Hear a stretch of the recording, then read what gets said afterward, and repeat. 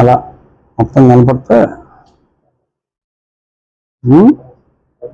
So ఇది కూడా కాపీలు ఇస్తాం. ప్రింట్ మీడియా వాళ్ళు కూడా ఇది తీసుకోవచ్చు.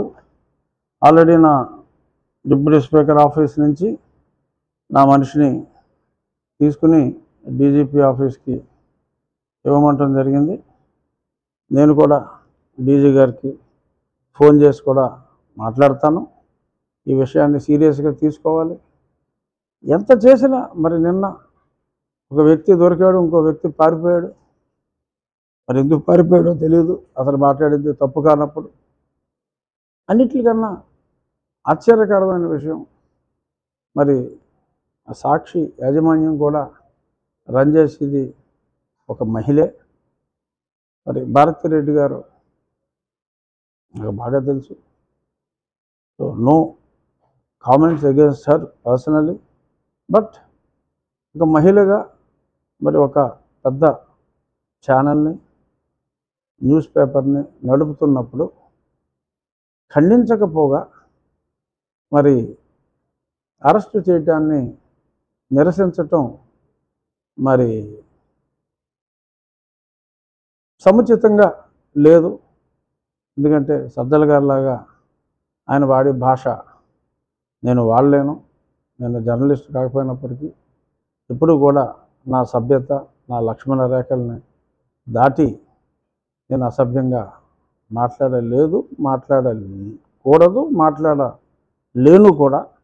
సో కాబట్టి అది వారి విచక్షణకే మరి దీన్ని ఖండించాలా, ఖండించకూడదా అనేది. ఎందుకంటే వారు కూడా వారానికి 3 రోజులు అమరావతి ప్రాంతంలోనే నివసిస్తున్నారు.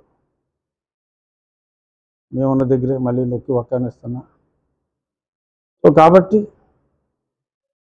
ఆ పార్టీ నాయకులు మరి ఇటువంటి వారిని ఇంకా ప్రోత్సహిస్తూ పార్టీలోనే ఉంచుకోవాలా? సరే, ఉంచుకుంటే పాలకపక్షానికి మంచిది అలాంటి వాళ్ళు. ఎందుకంటే సెల్ఫ్ గోల్స్ చేసుకుంటూ పోతూ ఉంటారు. దానికి మనమేమి రాజకీయాల్లో ఆత్మహత్యలు తప్పితే హత్యలు ఉండవని చెప్పి నేను గతంలో కూడా ఎన్నోసార్లు చెప్పడం జరిగింది. ఓకే, వాళ్ళు ఆత్మహత్య చేసుకుంటే అది వాళ్ళ ఇష్టం. కానీ ఇంతమందిని శోభ పెడుతూ అనరాని మాటలు అంటే మరి మనకి రాజ్యాంగం అని ఒకటి ఉంది. ఆ రాజ్యాంగంలో వాక్ స్వాతంత్రం ఇచ్చినప్పటికీ ఇష్టం వచ్చినట్టు నోటుకు వచ్చినట్టు వాక్కూడదని చెప్పి కొన్ని రూల్స్ ఉన్నాయి. మరి నిన్న చాలామంది మహిళలు మరి సాక్షిలో ఈ రకంగా వచ్చినందుకు మరి ఆ సాక్షి ఛానళ్ళ మీదకి వెళ్ళటం జరిగింది. మరి గతంలో ఒక పదం అనాలోచితంగా మరి ఒక వ్యక్తి ఏదో చాలా సినిమాల్లో కూడా హీరో కృష్ణ కూడా బోలే సినిమాల్లో ఏంట్రా బోసడికే అని అనటం కూడా జరిగింది. సో అదేదో ఒక మాటగా మరి బోసడికే అంటే బోషడికే అంటే మరి ఇన్ని అర్థాలు ఉన్నాయని చెప్పి మాట్లాడి ఆ మాత్రం మా కార్యకర్తలకి కోపం రాదా? కోపం వస్తే దాళ్ళు చేయరా అని చెప్పి నీవు నేర్పిన విద్య నీరజాక్ష ఏమో అలాగా భావోద్రేకం కలిగినప్పుడు తెలుగుదేశం పార్టీ ఆఫీస్ మీద వాళ్ళు అటాక్ చేసినట్టు ఆర్గనైజర్గా చేశారు. ఇక్కడ స్వచ్ఛందంగా మహిళా జాతిని అవమానించారు. అక్కడ ఒక వ్యక్తిని అవమానం అనుకుంటే కావాలని చేసింది కాదు, ఆ పదానికి అర్థం తెలియక. కానీ వేశ్య అంటే అర్థం మరి వీళ్ళకి తెలియదు అంటే మనం నమ్మలేం. సజ్జల గారు కూడా ఏదో పోస్ట్ గ్రాడ్యుయేషన్ ఏ సబ్జెక్టులో చేశాడో పోస్ట్ గ్రాడ్యుయేట్. సో శంకరజాతి వాళ్ళు ఈ పిశాచాలంటే అర్థం అతనికి తెలియదని చెప్పి నేనైతే అనుకోవట్లేదు.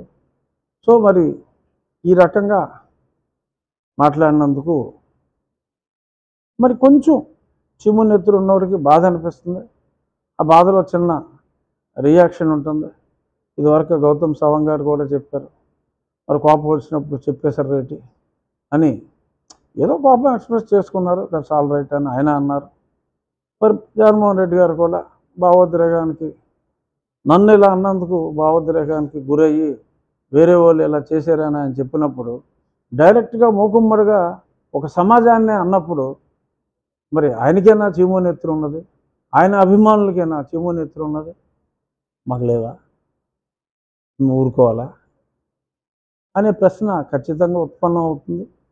ఏదేమైనా చిన్న అబరేషన్ అయినప్పటికీ కూడా ఇది నీవు నేర్పిన విద్యయే నీరజాక్ష అని సవినయంగా వెడుగూరు సందింటి జగన్మోహన్ రెడ్డి గారికి, సజ్జల రామకృష్ణారెడ్డి గారికి ప్రజలందరి మనోవేదనని తెలియచేస్తూ, మనోవేదనను అనుభవిస్తూ ఖాళీగా కూర్చుంటానికి ఇక్కడ ఎవరూ లేరు ఇక్కడ. సో ఖచ్చితంగా ఈ కంప్లైంట్ మీద కూడా చర్యలు ఉంటాయి. సజ్జల రామకృష్ణారెడ్డి గారి మీద కూడా తప్పకుండా చర్యలు ఉంటాయి. చర్యలు తీసుకోకపోతే సమాజం హర్షించదు. డెఫినెట్గా వారిలో మార్పు వస్తుందా రాదా అన్నది వారిష్టం. మళ్ళీ పైగా అక్కడ ఒక్కలో వార్నింగ్లు ఇంతకింత ఉంటుంది రే అంట.